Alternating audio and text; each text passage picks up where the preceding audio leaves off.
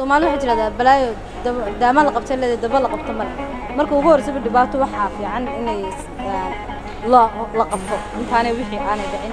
in la qabto in lagu hanbaabiro maaha marka ay wixii ay dhacaan inta badan marka khilaaf la xalinayo Soomaalidu dumarka iyo dhalinyarada iyo ma isticmaalaan xalinta khilaafaadka waa isticmaalaan odayaasha xirbeegta odayaasha oday dhaqameedka maamulka inta ugu sarreysa hadda isqabato madaxweynaha iyo ku-xigeenku hadda isqabtaan madaxweynaha iyo ra'iisul baarlamaanka hadda isqabtaan waa suurtagal ama waa u badan tahay in odayaasha soo galaan odayaasha xalliya odayaasha soo dhex gala wixii ka hooseeyana iska badaa waxaad moodaa dumarku inay si dadban ay uga qayb qaataan xalinta khilaafaadka aanay uga qayb qaadanin si toos ah oo muuqata waayo waxaad dareemi kartaa dumarku waxay sameeyaan dadka isku abaabulaan labada dhinac way soo abaabulaan waxay gogashay dhigaan oo fidiyaan cuntadii lagu cunayay shirka ama xalinta khilaafaadka lagu sameeyay goobta lagu sameeyay sameeyaan baraamburkii bay tiriyaan heesihii nabaday tiriyaan waxa weeyaan dumarkii raggii bay gubaabiyaan waxa weeyaan marka Soomaalidu waa ku mahmaada awr wadiyo nin gabadhi wada midna kama bayro kooyo kun sana ka bacdi lagu dilay walaalkii ma in aabiye madibo aha awoowisna madibo aha qoys buu sheegtaa qabiil baadilay Soomaaliya aan go'ayn dadku hadii uu dirro waa heshiiya magal kala qaadaya la isu toogaya wax kasta la sameeyaa wuxun baa la sameeyaa waa go'da ma go'ayso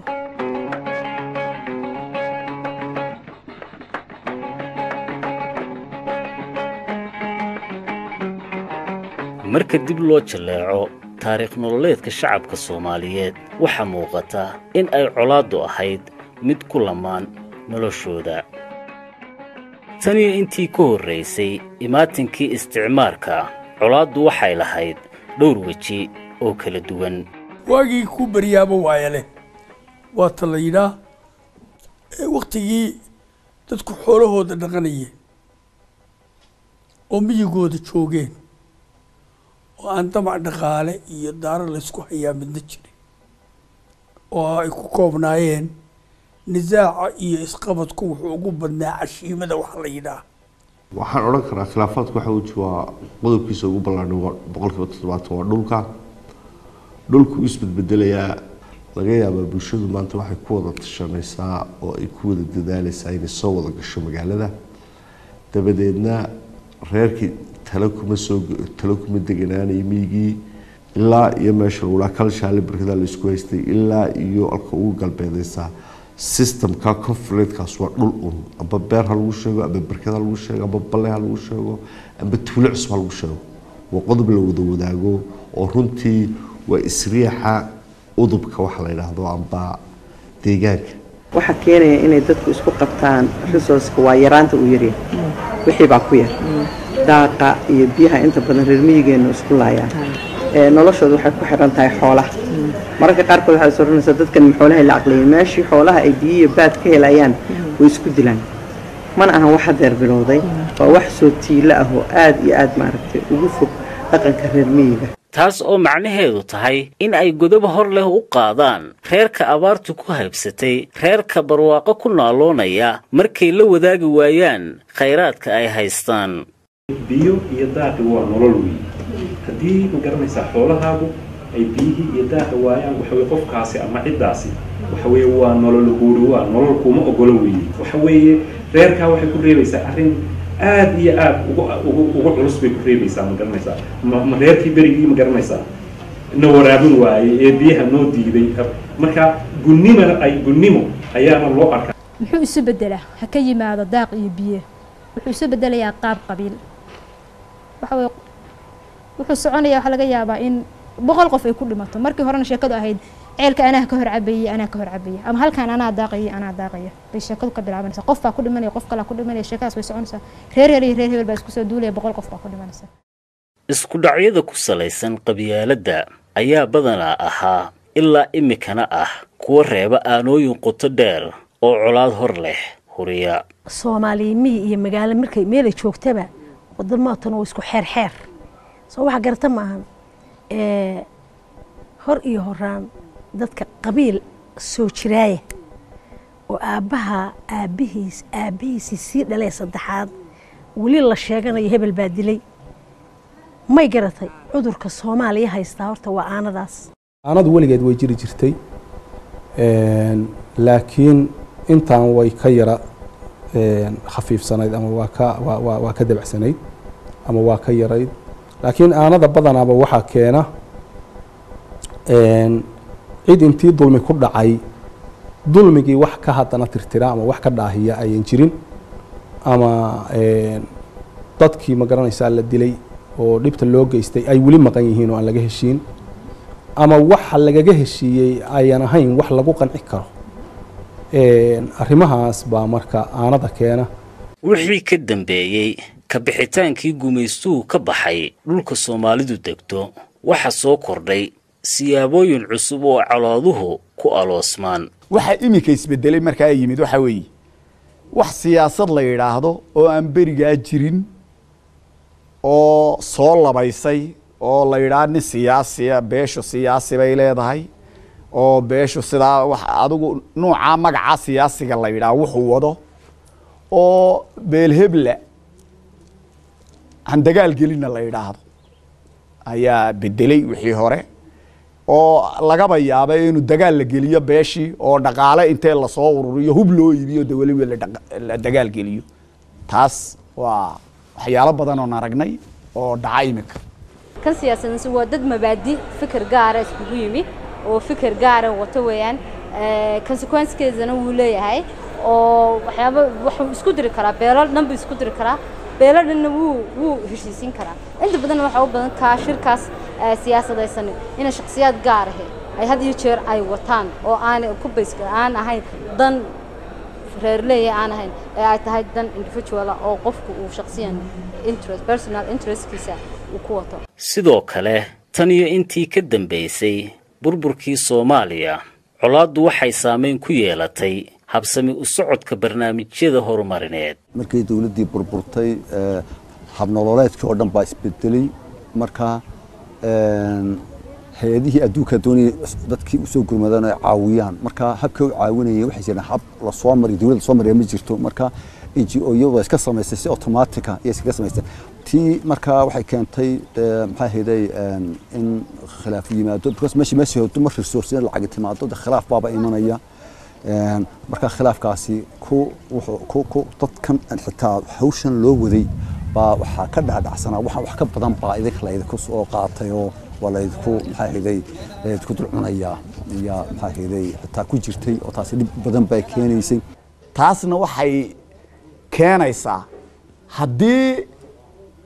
meelaha qaarkood wax laga qabto iska horimaadku imanaya waayo meeshana hore loo marinayo iyo wuxuu arkayaa meeshana dib u dhacaysa taas baa keenaysa dhibaatooyinka si kastaba ha ku timaadee colaadda ayaa markay dhacdo saameyn weyn ku yeelata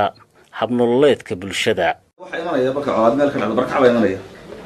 bulshadii magaalada cambireysay wax iibsanaysayna dee waa ka tegaysaa kii wax iibinayay iyo kii wax iibsanayba waa la kala hadfaya meesha waxay noqonaysaa cambireed ee wanaagsaneyd meel deesiir oo cidla ah waa dhibaatay ku leedahay iskala go' bay ku leedahay kala go' ama la kala guuro waagii hore oo la kala fogaado colaadda iyo aanada waayo marka reer wax laga dilo wuu ka fogaanayay reerka wax dili wuu fogaan jiray waa laga aarsan buu oran jiray marka saameynta ay ku yeelato noloshu waa inay kala xidhmaan oo sidii la isku dhaxgali jiraan la isku dhaxgali kari jirin inkastoo saameynta colaaddu ay tahay mid wada taabata bulshada oo dhan haddana haweenka ayaa ah qaybta bulshada ee si toos ah ama si dadban ugu sii nugul waxay ku samaysaa in ay caruurteedii oo kale ay nolosha asaaskeedii oo dhan uu ka burburo sida caruurtii inay wax baran kari weydo inay caafimaad heli weydo waxyaalihii daruuriyaadkii oo dhan had iyo jeer waxaad moodaa inay caruurta ku weydo taasna saameyn toosa ayay hooyada ku yeelanaysaa saameynta aan tooska ahaynna waxaa ka mid ah had iyo jeer marka ay meel balaaya ka dhacdo waxaa had iyo jeer burbura dhaqaale kobaca waddanka waxaa ku dhacaya shaqo la'aan taasi waxay toos u saamaysaa ayay si dadban u saamaysaa hooyadii oo u waayeysa caruurteedii waxyaalihii ay u baahnaayeen ee aasaasiyaadka ahaa.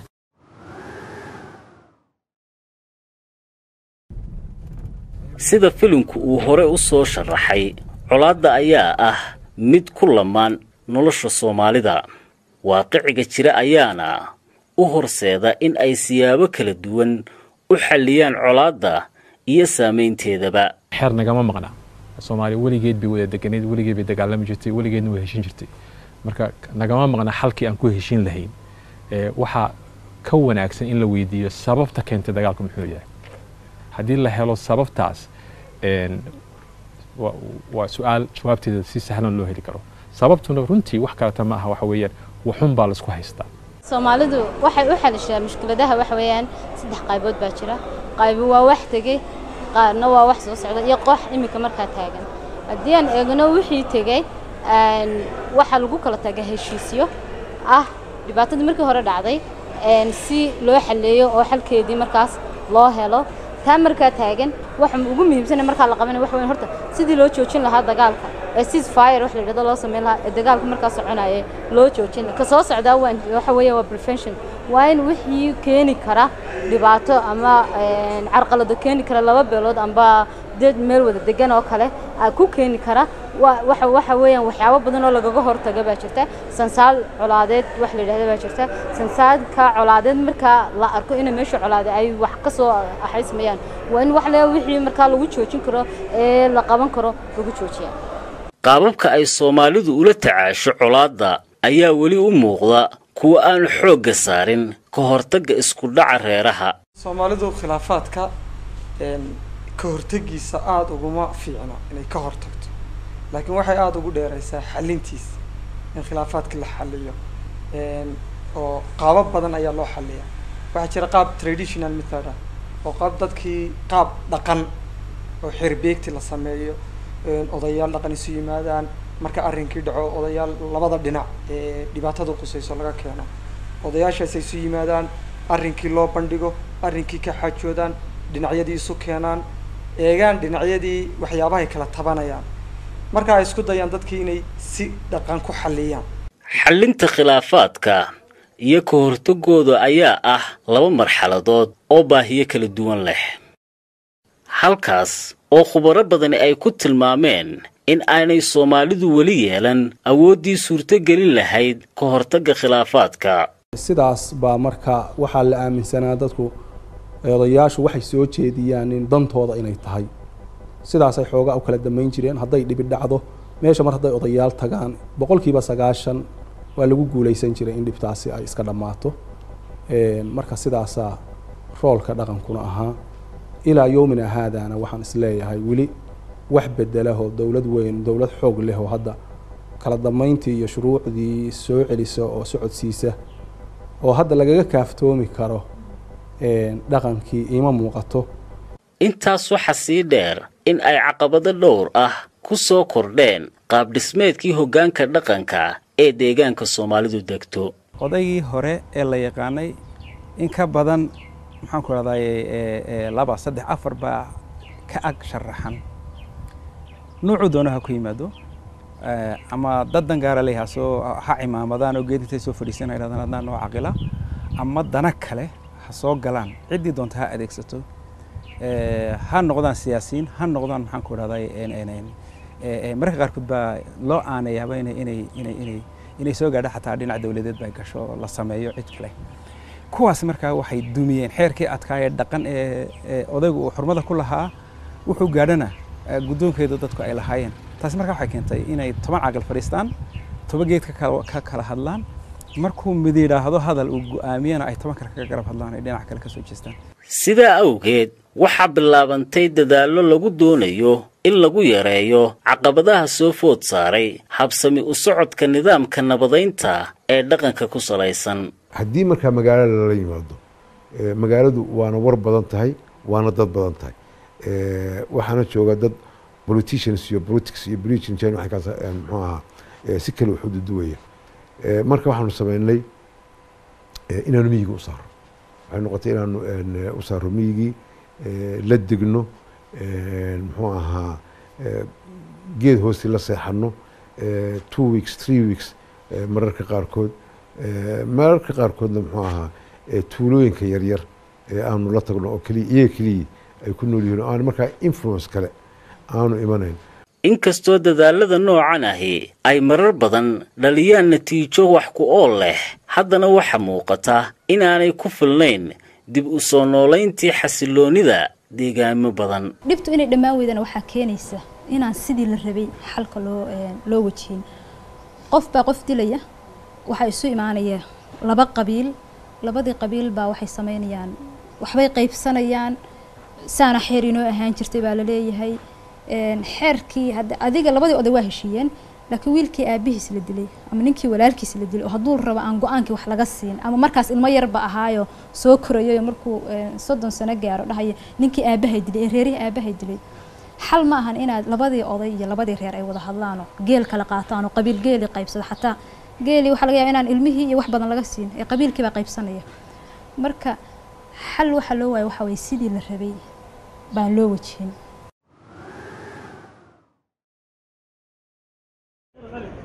tan iyo intii ka dambaysay burburkii dawladdii dhexe ee Soomaaliya waxaa deegaanada Soomaalidu degta ka howlgala hay-ado badan oo maxalli ah kuwaas oo fuliya barnaamijyo mashaariic samafaleed oo kala duwan xallinta khilaafaadka iyo ka hortagooda ayaa ah laba marxaladood oo baahiyo kala duwan leh marka qaarkood waxaa muuqdaa inagu inaynu khilaafka contribute karayno sababtoo ah resource-ka waxa aynu ugu talagalno deegaan markuusan ku filnayn khilaaf baa imanaya hay-adaha caalamiga ah iyo kuwa wadaniga ah ayaa u muuqda in casharro muhiim ah ay ka barteen habsami u socodka howlaha samafalka iyo kuwa horumarineedba laakiin hay-aduhu iminka waa la soo fahmay nidaamkii deetana waxaa la sameeyaa in dadka horta meesha deganaa in la sameeyo marka mashaariic laga fulinayo dadkii horta loo tago intaan wixii loo geynin dadkii in lala hadlo dadkii wixii laga dhaadhiciyo inta bar la siiyo bulshadii la dhiso oo la baro sidii loo khilaafka loo xallin lahaa sidii mashaariic horumarin loo abuuran lahaa inta marka la sameeyo oo aan la ogaado inay leeyihiin tayo ay wax ku maamulan karaan khilaafna ku xallin karaan mashruuci loo keeno taasi waxay markaa aan oran lahaa waxay ka anfacaysaa nidaamkan dhuunoham approachka ee isticmaasho care international in wixii dadka loo waday aan lagu hagardaamo iyo waxyeelo toona aanay samaynin waayo dhuunohamku anaga wuxuu naga caawiyey inaan marka hore fahano biicada meesha dadka degan xidhiidhka ay leeyihiin khilaafaadka iman kara waxyaalahaas oo dhan buu naga caawiyey inaanu isticmaalno dhuunohan approachkaas mashruuca la yidhaahdo inaanu isticmaalna wax badan buu naga caawiyey markaan waxaan odhan lahaa hay-aduhu intaanay gelin oo aanay khilaafkii iyagu ay bar ka noqonin marka hore inay sii fahmaan oo ay isticmaalaan dhuunoham projectiskaas inay isticmaalaan oo darsaan oo meeshii marka hore sii eegaan dadaalada ka sokow colaadaha ka dhaca deegaanada Soomaalidu degto ayaa u muuqda kuwa sii kordhaya isla markaana ka dhasha sababo ka tan badan awoodda xallinta khilaafaadka ee ay Soomaalidu leedahay sidaa awgeed ayay xallinta khilaafaadku ay noqotay arrin ay ku hawlan yihiin hay-adaha samafalka ee ka howlgala deegaanada ay Soomaalidu ku nooshahay dadaaladan oo mabda ahaan kasbaday ammaan iyo dhaliilaba hay-adaha dibadda ka yimaada markii ay doonayaan inay wax taraan ama mid dhaqaale ha noqoto ama mid siyaasadeed ha noqoto ama mid khilaafka jira inay ka hortagaan oo ay ilaaliyaan nabadda waddanka iyo deegaanku waa wax habboon oo loo baahan yahay inay ka qayb qaataan waxau ku habboon yahay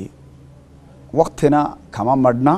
waqti kasta oo gurmadkaa la sameeyo ama khilaafka in laga hortaga la dama way ku habboon yihiin laakiin waxaan sii odhan karaa xilliyadaa guga ee roobku da-ayo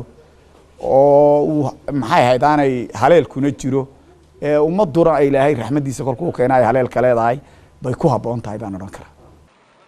halka dadka qaar dood ay ka qabaan mabdi'iyan xallinta khilaafaadka ee ay hay-aduhu ku howlan yihiin ayaa qaar kalena su'aale iska weydiiyeen geedi socodka qaabka fulintooda haddii aan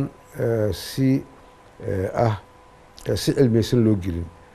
waxba ma ka hagaagayaan hadba seminaar la qabto iyo hadba oday magaalo loogu yeedho berdm la siiyo isma solution maaha solution odayguna berdmkaas buu u dhimanayaa waxa lagu hadlayona garan maayo inta badanna waxay ku luntaa interpretationka waxaase ku luntaa marka waxaa ka wanaagsan in loo gudbo camali loo gudbo dadka muxuu ahaa kule khibradda kule loo daayo haddii marka loo dayn lahaa muxuu ahaa soomaalida dhexdeeda because waxaa haddii xitaa laba qabiil ay dirurto oo conference uu dhexo qabiil saddexaad baa la helaya oo neutral sida khubaro badani ay ku sheegeen qaybihii hore filinka khilaafaadku waa shay ku lamaan nolosha bila'aadamka marka laga saadaaliyo tamaanta taaganna waxaa lagu dhiiran karaa in muddooyinka dhow ee soo socda khilaafaadku aanay ka dabar go'aynin geyiga soomaalidu degto oo uu weliba sii socon doono isagoo wejiyo kala duwan leh sidaa awgeed maxaa u bannaan hay-adaha ku howlan xasilinta iyo nabadaynta iminka anigu waxaan waaridnimadii i bartay in haddii waxaan si cadaalada looga taliyo oo nijeclaysiga laga daayo in maxaa hayday khilaafka la xalili karayo weliba uu noqonayo ku jira oo waara uu noqonayo laakiin asbaaraas inta ay xasho yari iyo nijeclaysi ku jiro weligeed muddo oo khilaafka lama saari karayo mar walba khilaafku wuxuu ka habboon yahay ka hor in dadka laga wacyigeliyo dhibaatada khilaafka in maxay ahayd siyaabo badan wax loo tusaaleeyo inaan dagaal faa'iido lahayna soomaaliya maanta waa ka dheragsan tahay oo 20 sano bay dowlad la'aan tahay way garanaysaa dhibaatada khilaafka leeyahay marka wacyigelin badan oo idaacadaha loo mariyo dadkeena wax ma akhriyo websaydyada ay wax la geliyaa macno ma samaynayaan idaacadaha in la mariyo dadku ay dhegaystaan maqlaan marka ay ku wax ka arkaan dadka